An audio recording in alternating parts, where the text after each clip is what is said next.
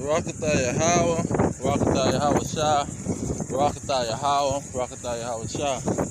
All praises to Yahweh, Ba'ashem Yahweh Shah, Ba'ashem Kadash. Yahweh been the name of the Heavenly Father. Yahweh Shah been the name of His only begotten Son, who they ignorantly call Jesus Christ. Now, when you look at the paganism in the churches, this goes back to the first century, 144 AD, when the guy Marcion, M-A-R-C-I-O-N, he introduced a separate version of the understanding of the Bible, which morphed into Christianity after 93 AD, when some of the Israelites began to rule in Rome. This is when, during that period of time, you had the Edomites, the so-called white man. He come up with a scenario where he made a whole separate understanding of the Bible. And due to him reading Apostle Paul, this is how he come up with what he came up with. Because Apostle Paul was explained by Apostle Peter. When Peter explained Apostle Paul's writings, this is what he was saying. And it's either in the 2 Peter or 1 Peter 3:16 or 3:15. Peter was saying that people was going to misunderstand the writings of Paul, because Paul, in Romans 7, he said, I speak to those who know the law. Those who knew the law is who Paul was speaking to. So that's like I'm dealing with a congregation of people that the people that I'm dealing with, they all got an understanding that we got to keep the law. And so if we got an understanding that we got to keep the law, I can talk to them in a certain way where nobody can get a misunderstanding, because we already got an understanding of that. We know we got to keep the law. You understand that I understand, and that I believe that we have to keep the law. So I can talk to you in all kind of ways, and I can break it down to you in more ways, because we already got that understanding. But see, the people on the outside looking in, they hearing our conversation, and it sounding strange. It's like, well, is he trying to say we don't have to keep the law, Because they don't understand that we got to understand it between each other. See, we got to understand that this law is everlasting. This is the standards that God created the world on. Just like the law of gravity and many other laws. He didn't create the world to be evolving and changing. See, that's the doctrine of devils. That's the doctrine of the so-called white man. Evolution. See, the Edomites, and they use evolution, or the thing of talking about things that is evolving or changing, so they can destroy God's law. That's the whole purpose. And so when you look at Apostle Peter and how Peter was breaking it down, and how he was telling his listeners and the Israelites that if you don't understand the Old Testament and that how God established this law and what this law meant, you don't understand the new covenant. For the new covenant was going to make this law a permanent foundation under the nation of Israel. He was going to put it into their hearts and their minds. See, what they was going to be the law. See, just like when in slavery, when you saw the so-called white man as a slave, they would call him law. Old Johnny Law. Here come the law. You see, this is what was a foundation of the Old Testament. That God was going, especially in Jeremiah 31, he established a new covenant. And that new covenant was going to be the rulership the rulership of the Israelites. Salakia. The Israelites was going to have a rulership, and they was going to be the law makers, the law keepers. They was going to establish the law. Just like Romans 3 and 31. See, we as Israelites is going to be the ones to establish the law. So when we had met up as a congregation or assembly, we assembled ourselves together, or Peter was writing to an assembly of Israelites, and through the Spirit, this was going to be instructions for all Israelites. They had an understanding that you had to keep the law. And so this is why Paul's writing is being misunderstood. And these individuals that get the Bible, they look at the instructions to the Israelites to love each other, and that's interesting to them. That's appealing to them. God's telling them to love each other, to be kind to one another. But they twist that and try to say he was telling them to do that to all people, when he wasn't talking to all people. He was only talking to the Israelites. Then they try to twist what Paul was saying in Romans chapter 9, where that chapter is directly to the Israelites, man.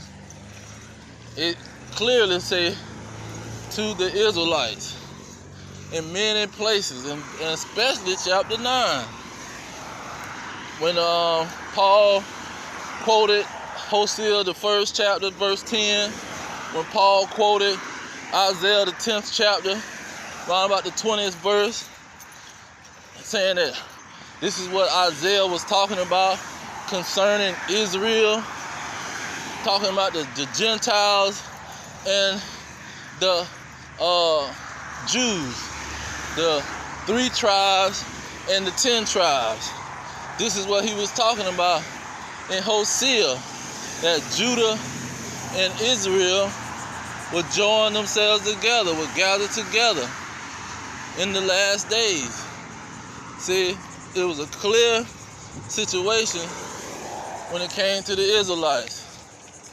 But you got these people reading Paul and twisting Paul's words up to where he's talking about all Israelites, and they'll switch that up and say he's talking about all people. See, the point he was trying to make is this covenant goes to all Israelites. This covenant is not for people on the outside, but this covenant go to all Israelites, not just for 3 tribes. See, he didn't establish the covenant just with Judah, Benjamin, and Levi. He established a covenant with Jacob and the 12 tribes. See, he sprinkled blood Just like Psalms 50 and 5. He sprinkled blood on all the 12 tribes, not just the 10 tribes. Because in Hosea, it tells you that he banished the northern tribe and he stuck with Judah. See, the tribe of Judah, he stuck with them and he banished the other tribes. So Paul was the apostle to the Gentiles, meaning he was going to bring in those ones that was banished, that was scattered, and tell them, just like Peter was saying in Acts 10 when it came to Cornelius, all of the nations or all of the tribes, all of the Israelites, if they keep his righteousness, meaning keep his law, they are acceptable to him, and they can be coming to the fold, coming to the blessings and the covenants and the promises that was given to their forefathers. If there was an Issacharite and they didn't know anything about being an Issacharite, they was able to keep that law once they put faith in Yahushua and him, his death, making it where they can come back and be adopted back into the fold of the Israelites. That's what it was all about. But so they twist that and say, no, he talking about nobody that knew about the Israelites and God, even if there was a Moabite, if there was an Ammonite, if there was an Edomite or Hamite, they can partake into the covenants of the Israelites. They just got to believe, and the belief, through the belief, anybody in the whole world can partake on the promise. But the promise was only given to the Israelites. And it would be unrighteous of God to give only 3 tribes the covenant. See, just a short period of time, he allowed the 3 tribes to hold court with him or being accepted by him for a period of time where Yahushua could come and make his sacrifice. But once the sacrifice was made, in Luke 21:24, Yahushua told them, now the curse is finna come in full effect, and y'all finna be scattered amongst the nation and serving the other nation.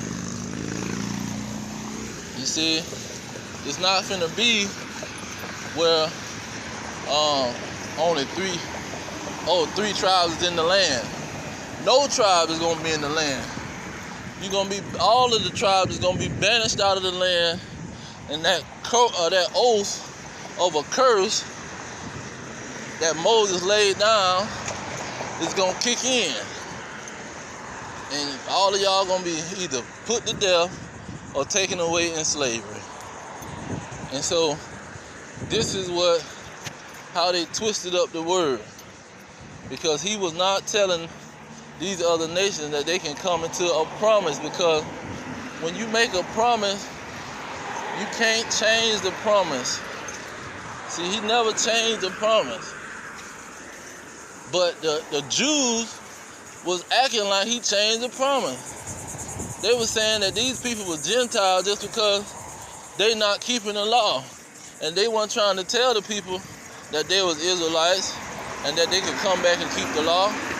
They were just saying, you don't keep the law, you're a heathen, you're a Gentile, and you gotta stay away from us. But they could come back and keep that law and come back and reestablish themselves. That's what Paul was telling them. But you got these Edomites, they're gonna grab Paul's words and they're gonna say, nope, he loved everybody. Now the dude Markin or Macon, how you ever say his name, who in 144 started this Christian thought of an Old Testament and a New Testament, and an Old Testament God and a New Testament God. And he understood that the Gentiles could not come into the fold. That was one of his motivations. That's why he say Apostle Paul was the only apostle. See, Apostle Paul was the only one that was truly a apostle of Yahushua. See, he say Peter wasn't even one. Peter, James, John, all of them was going off according to this Edomite. See, that's how far these Edomites would go to try to eliminate the covenant of the Israelites, to try to add themselves into the covenant.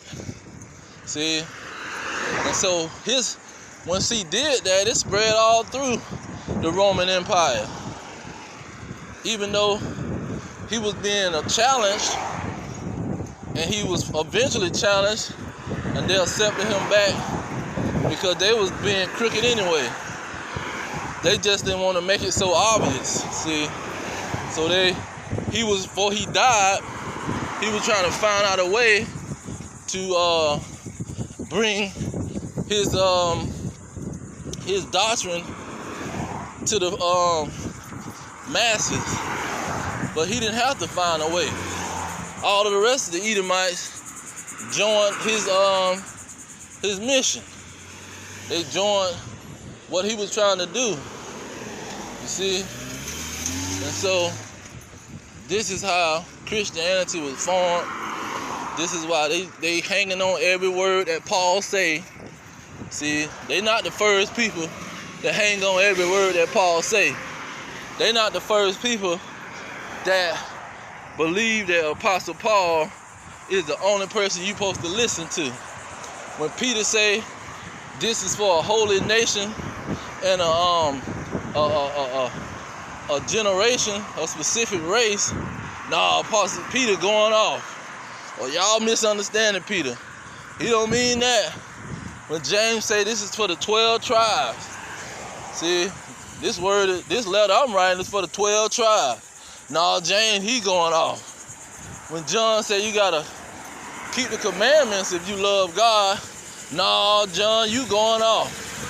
You see, that's how this guy, when he brought that doctrine in there, this made way for the so-called Christianity people to pretty much separate themselves from what was really going on,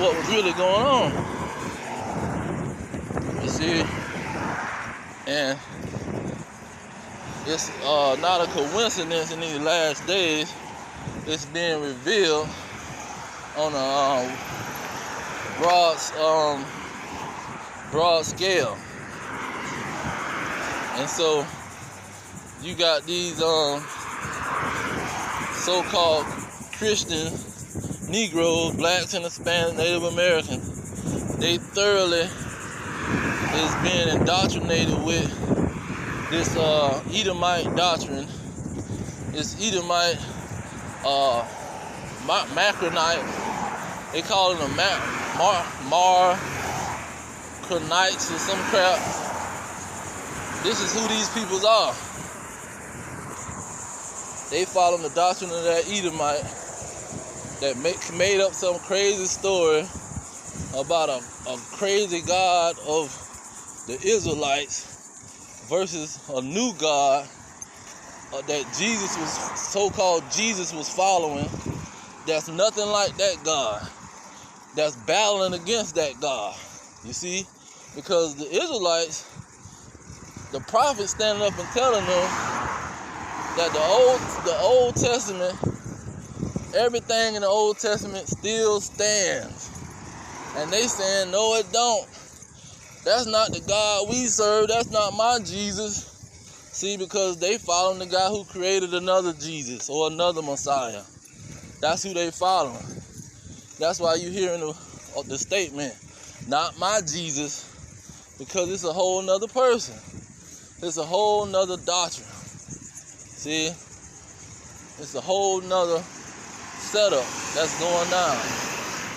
And Yahushua, he is the true doctrine. He is the true understanding of the word.